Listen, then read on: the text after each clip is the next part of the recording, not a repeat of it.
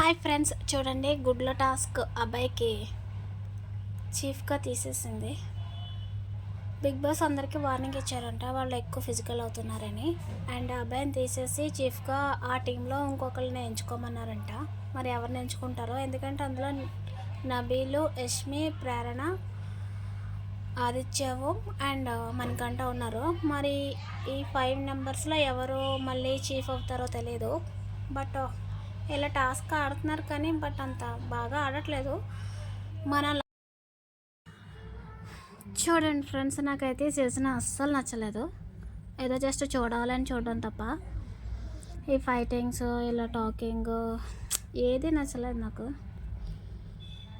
వీళ్ళెవరు కూడా అంత నచ్చలేదు నాకు. అంటే పర్వాలేదు, యావరేజ్. బట్ ఇంట్రెస్ట్గా చూడాలి బిగ్ బాస్ అని అయితే అనిపించట్లేదు. ఈ సీజను లాస్ట్ సీజన్ అయితే చాలా ఇంట్రెస్ట్గా చూసాను నేను. ఈ టాస్కులు కూడా ఏం బాగోట్లేదు, వీళ్ళు ఆడేవి వీళ్ళు పెట్టేవి కూడా. పృథ్వీ కూడా చాలా రఫ్గా బిహేవ్ చేస్తున్నాడు గేమ్లో. ఏంటో వీళ్ళు ఆట అంటే కొట్టుకోవడమే అనుకుంటున్నారు, కొంచెం నీట్గా ఆడట్లేదు. మేమే గెలవాలి గెలిచి ఏం చేస్తారు, టాస్క్ అనుకో. బట్ దెబ్బలు తగలకుండా ఆడుకోవాలి కదా. ఇక్కడ వీళ్ళు లంచ్ చేస్తున్నారు గేమ్ ఆడాక సెకండ్ రోజు.